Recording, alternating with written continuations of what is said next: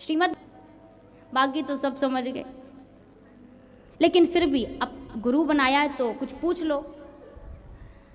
तो वो शिष्य कहता है गुरुजी वैसे सब कुछ समझ में आ गया, एक एक बात हमें समझ में आ गई, एक एक अक्षर समझ में आ गया, पर आप बार बार कह रहे थे सर्वो उपनिषदो गायो दोग्धा गोपाल नंदना, दोग्धा गोपाल नंदना। तो महाराज ये दो गधे कौन थे? अब गुरुजी ने अपना माथा पीटा और कहा, वो चेला बोला आपने बताया नहीं वो दो गधे कौन थे? बोला एक हम और दूसरे तुम।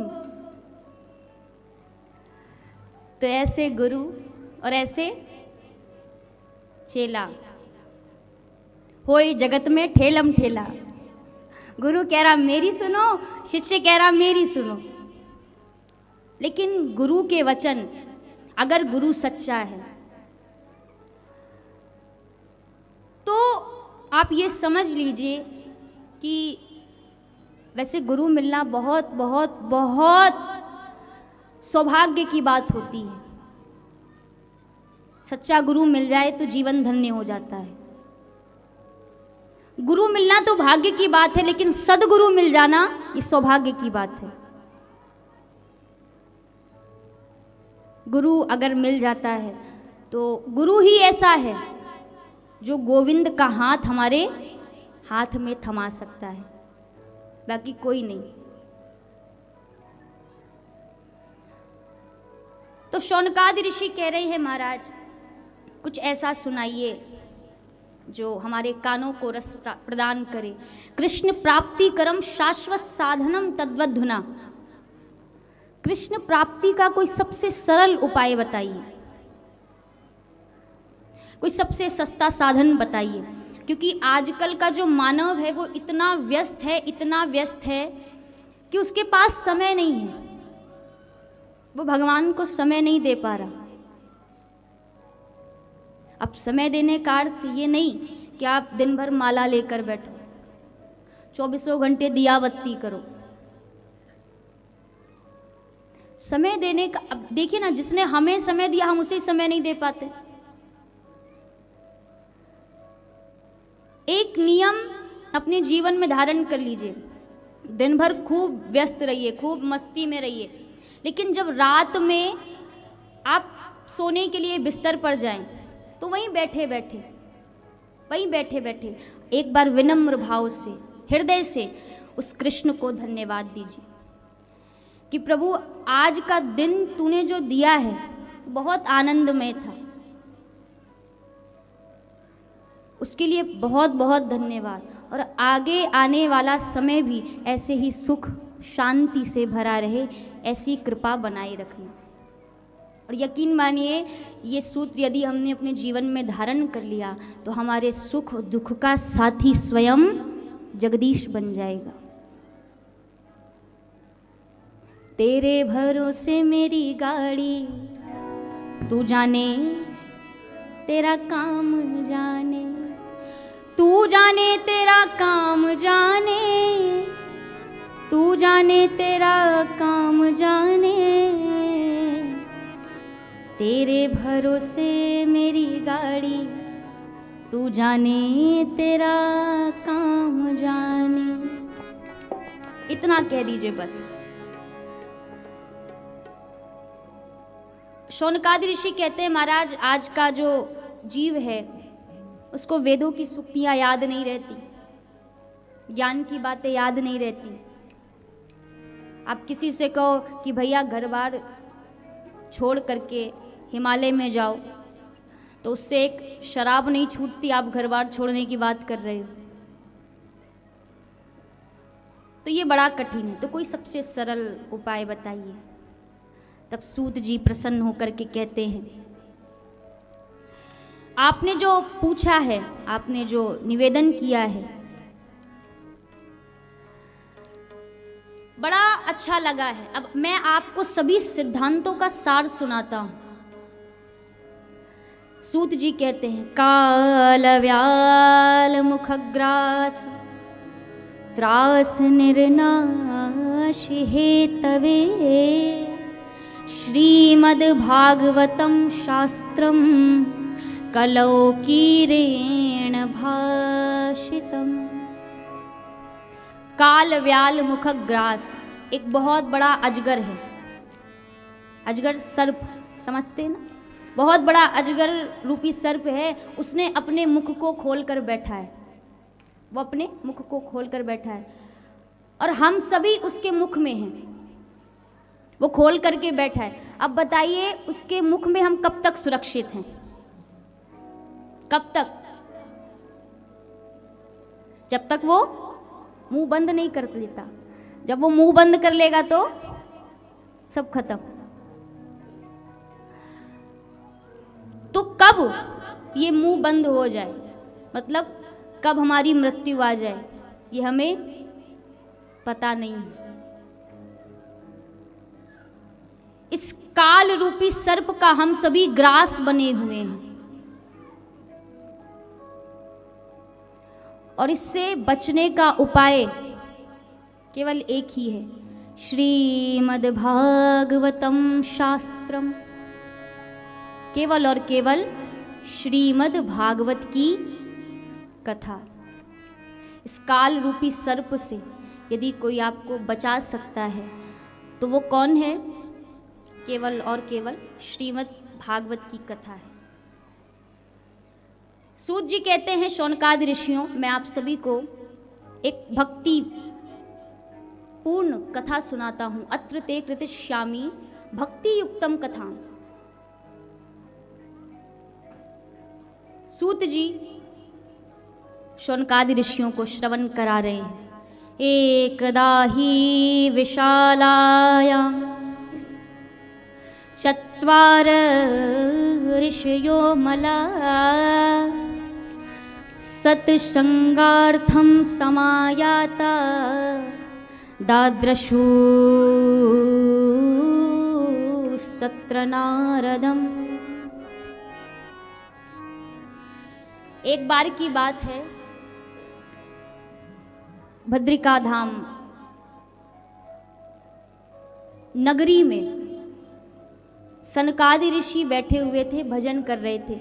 सनकादि ऋषि कौन है?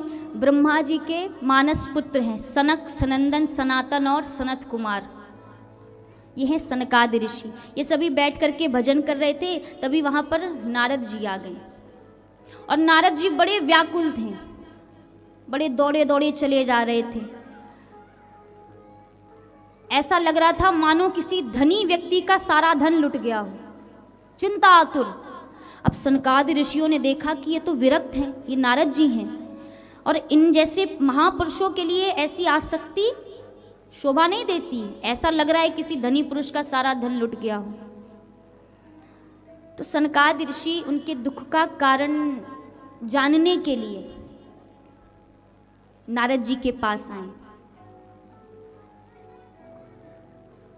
और पूछा, कथम ब्रह्मण नंदीन मुखा कुताश्च चिंता तुरो भवान। हे ब्रह्मण, आपका मुख मलिन क्यों है? आप उदास क्यों हैं?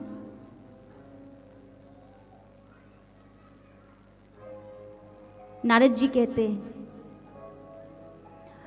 महाराज, मैं शांति की तलाश में धरती लोक में आया, धरती लोक को सर्वोत्तम समझकर। अब देख लीजिए, यही से अनुमान लगाइए कि वहां स्वर्ग में भी शांति नहीं है।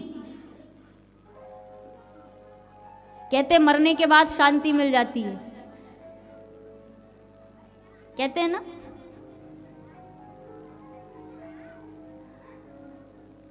लेकिन वहां स्वर्ग में भी शांति नहीं है। स्वर्ग के जो देवता है वो खुद ही शांति की तलाश में धरती पे आते हैं। नारद जी कह रहे हैं, मैं भी धरती लोक को सर्वोत्तम समझकर धरती पर आया और कहां कहां गया। अहम तु पृथ्वीमयातो ज्ञात्वा सर्वोत्तमामिति। अहम तु पृथ्वी में यातो, मैं पृथ्वी पर आया, क्या समझकर? सर्वोत्तमामिति, धरती को सर्वोत्तम समझकर। और कहाँ कहाँ गया? पुष्करं च प्रयागं च काशीं गोदावरीं तथा हरिक्षेत्रं कुरुक्षेत्रं श्रीरङ्गं सेतुबन्धनम् एवमादेषु तीर्थेषु भ्रमणस्थतो गतः।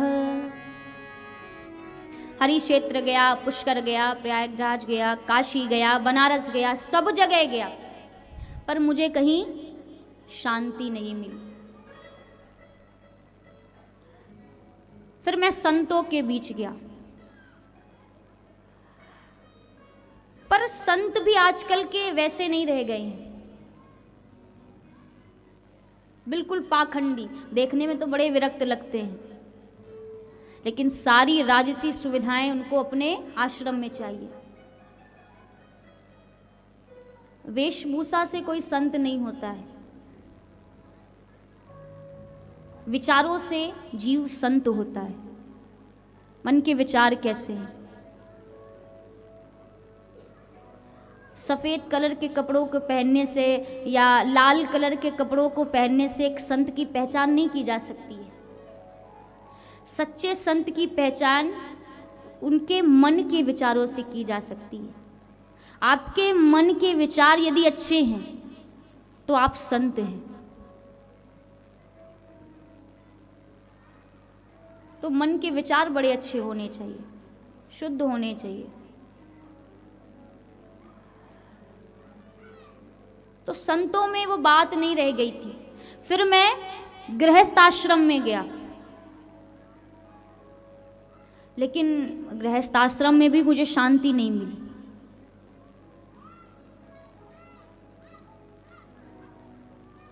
सत्यम नास्ति तपा शौचम दयादानम न विद्यते उदर भरिणो जीवावारी का कूटी भाषणा। ना सत्य रह गया, ना धर्म रह गया, ना दान रह गया, ना दया रह गई। दान तो फिर भी अभी कहीं ना कहीं होता है, लेकिन जो दया है, जो सत्य है, जो पवित्रता है, वो नहीं रह गई। सत्य कोई बोलना नहीं चाहता। झूठ ही लेना, झूठ ही देना, झूठ ही भोजन, झूठ चबेना, सब कुछ झूठ।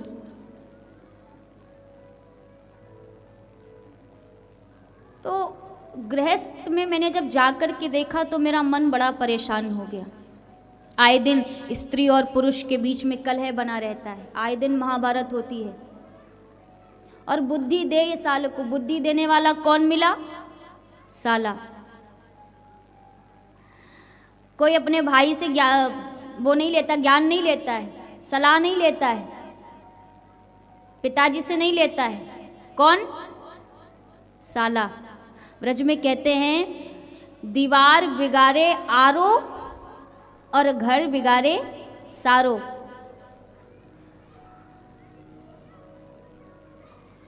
तो बुद्धि देने वाला साला मिला।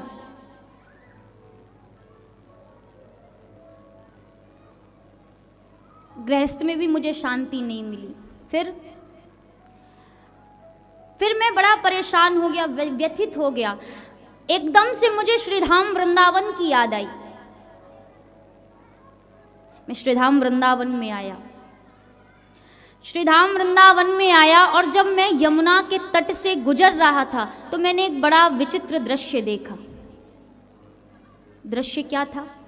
एक नौजवान स्त्री है, सुंदर सी तरुणी है, वो रो रही है और उसके सामने दो अचेत अवस्था में वृद्ध पुरुष पड़े हैं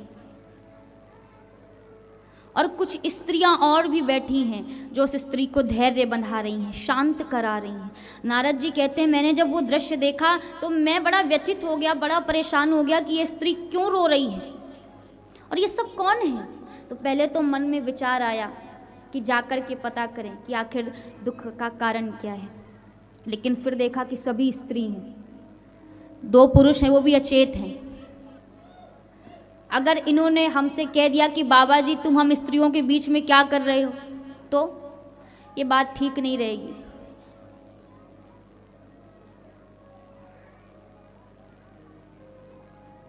तो नारद जी कहते हैं ये विचार करके मैं वहां से जाने लगा, लेकिन तभी उस स्त्री की नजर मुझ पर पड़ी और उस स्त्री ने मुझे आवाज लगाई, भो भो साधु क्षणं तिष्ठ मपि चिन्तामपि नाशय दर्शनं तव लोकस्य सर्वथा गहरं परम् बहुधा तव वाक्येन दुख शांतिर्भविष्यति। उस स्त्री ने मुझे आवाज लगाई, भोवो साधु क्षणं तिष्ठ, हे महात्मा जरा ठहरिए। मैंने सुना है कि जीव जब दुखी होता है, परेशान होता है और तब उसे किसी सच्चे संत का, किसी महापुरुष का दर्शन हो जाए तो समझ लीजिए कि ठाकुर जी ने उसके दुख को दूर करने का प्रण कर लिया है। और आप जैसा संत अगर मिल जाए तो कोई साधारण बात है। आपका दर्शन हो गया, मेरा भाग्य है ये। बहुधा तब भाग्यम भवेद भूरी भवतो दर्शनम तदा। हे महात्मा मेरा भी दुख सुनते जाओ, मैं भी दुखी हूं। नारद जी कहते हैं जब उसने इस प्रकार आवाज लगाई तो मैं उस स्त्री के पास में गया और मैंने पूछा, आप कौन हैं और ये जो पुरुष पड़े हैं ये कौन हैं? तो वो स्त्री कहती है, अहम भक्तिरिति ख्याता इमो मे तनयो मतो ज्ञान वैराग्य नामानो काल योगेन जर्जरो। महाराज मेरा नाम भक्ति है, अहम भक्ति रीति ख्याता। और ये जो दो पुरुष हैं ना, ये कोई और नहीं, ये मेरे ही बालक हैं। एक का नाम है ज्ञान और एक का नाम है वैराग्य। अब नारद जी ने जैसे ही सुना कि ये माँ है और ये बालक हैं तो स्तब्ध रह गए। नारद जी ने कहा, देवी आप माँ हैं और इतनी जवान हैं, आपके पुत्र ये वृद्ध हैं, बल्कि होना तो ये चाहिए कि पुत्र जवान हो और माँ वृद्ध हो। ये विपरीतता क्यों है? आपका जन्म कहाँ हुआ? ये स्थिति कैसे उत्पन्न हुई? तो स्त्री कहती है, उत्पन्ना द्रविणे देशे साहसम वृद्धिम कर्नाटके गता क्वचिन क्वचिन महाराष्ट्रे गुर्जरे जीर्णताम गता। द्रविड़ देश में मेरा जन्म हुआ, साहसम वृद्धिम कर्नाटके गता, कर्नाटक में आकर मैं थोड़ी सी बड़ी हो गई। कोचिन कोचिन महाराष्ट्र, महाराष्ट्र में कहीं कहीं मैं पूजी गई। पर गुर्जरे जीर्णताम गता, जैसे ही गुजरात में आई मैं वृद्ध हो गई, मैं जवान हो गई और जो मेरे पुत्र हैं वो वृद्ध हो गए। कोचिन कोचिन महाराष्ट्र गुर्जरे जीर्णताम गता, गुजरात में आकर मैं जवान नहीं हो गई, वृद्ध हो गई। लेकिन जैसे ही मैं श्रीधाम वृंदावन में आई, वृंदावन पुनः प्राया नवीनेव स्वरूपिणी, जब श्रीधाम वृंदावन में आई तो महाराज मैं पुनः जवान हो गई और जो मेरे पुत्र हैं ज्ञान और वैराग्य ये वृद्ध हो गए हैं।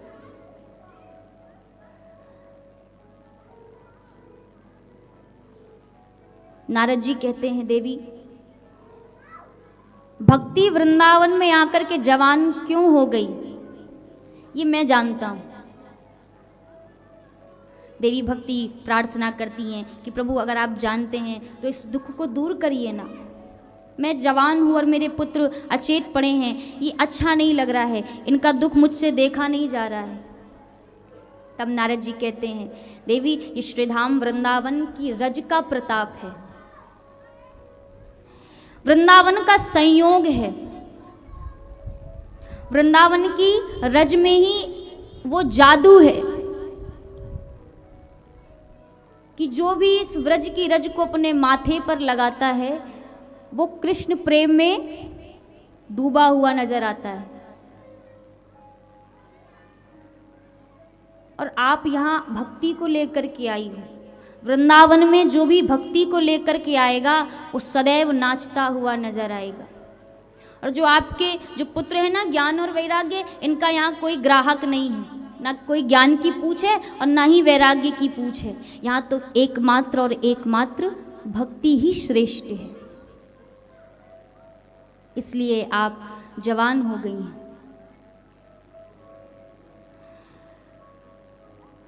वृंदावन प्रेम की भूमि है, भक्ति की भूमि है। जैसे काशी है, अयोध्या है, प्रयागराज है, इसमें कोई वैराग्य की भूमि है, कोई ज्ञान की भूमि है, कोई तप की भूमि है। लेकिन जो श्रीधाम वृंदावन है ये ना ज्ञान की भूमि है, ना वैराग्य की भूमि है, ना तप की भूमि है, ये भक्ति की भूमि है।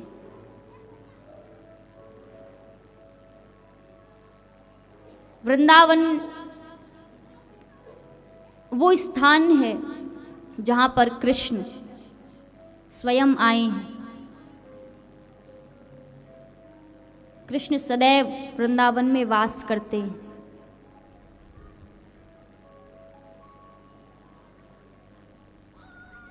यहाँ अच्छा कितने जो वृंदावन धाम गए हैं? सभी गए? अभी कुछ हाथ नहीं उठे। थोड़ी देर वृंदावन चलते हैं, चलेंगे? वृंदावन जाऊंगी सखी बरसाना जाऊंगी, वृंदावन जाऊंगी सखी ना लौट के आऊंगी। हो मेरी उठे मेरी उठे मेरी उठे विरह की पीर सखी वृंदावन जाऊंगी। मेरी उठे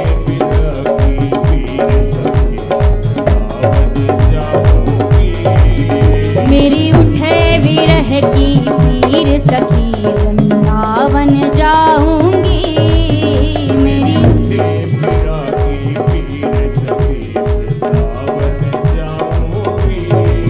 वृंदावन जाऊंगी सखी बरसाना जाऊंगी। वृंदावन जाऊंगी सखी बरसाना जाऊंगी। वृंदावन जाऊंगी सखी ना लौट के आऊंगी। वृंदावन जाऊंगी सखी ना लौट के आऊंगी। मेरी उठे बैठे बैठे जाओगे वृंदावन?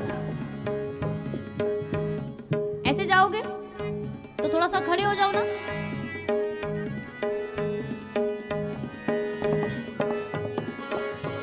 बाजी मुरली बाजी मुरली बाजी मुरली यमुना तीर सखी वृंदावन जाऊंगी। बाजी मुरली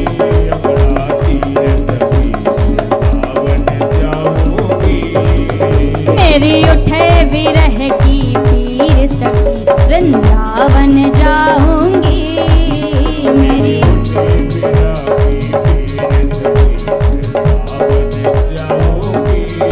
जय हो श्री राधे।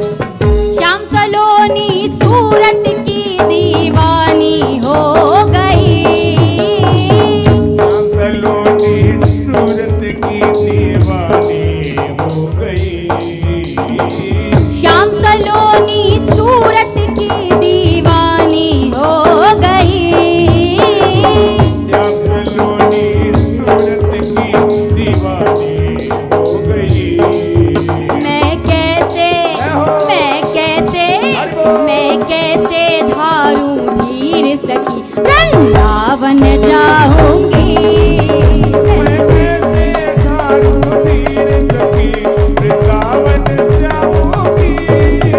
मैं कैसे धारूं धीर सखी वृंदावन जाऊंगी।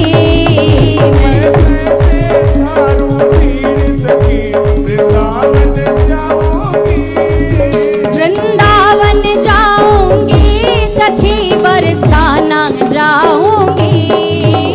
वृंदावन जाऊंगी सखी बरसाना जाऊंगी। वृंदावन जाऊंगी सखी ना लौट के आऊंगी। वृंदावन जाऊंगी सखी ना लौट के आऊंगी। बाजी मुरली बाजी मुरली बाजी मुरली यमुना तीर सखी वृंदावन जाऊंगी। बाजी मुरली यमुना तीर सखी वृंदावन जाऊंगी। हरि बोल। मुरली यमुना तीर सखी वृंदावन जाऊंगी।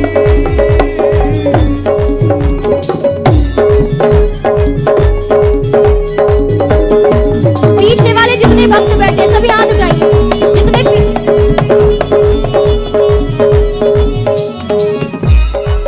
अच्छा एक मिनट वो जितने पीछे बैठे आनंद आ रहा है कि नहीं? हाथ उठाइए पहले। सबको आ रहा है? दिख तो रहा नहीं कहीं, दिख नहीं रहा। अब देखिए कितनी मेहनत कर रहे हैं हम लोग। हम गा रहे हैं, वो बजा रहे हैं, और आप ऐसे बैठे बैठे वृंदावन जा रहे हो बिना पैसे के, बिना टिकट के। तो कम से कम थोड़ी मेहनत तो कर ही सकते हो। मेहनत कौन सी? वृंदावन जाऊंगी सखी ना लौट के आऊंगी। वृंदावन हरि बोल। सखी ना लौट के आऊंगी। बाजी मुरली बाजी मुरली बाजी मुरली यमुना तीर सखी वृंदावन जाऊंगी। बाजी मुरली यमुना तीर सखी वृंदावन जाऊंगी। याद यमुना तीर सखी वृंदावन जाऊंगी।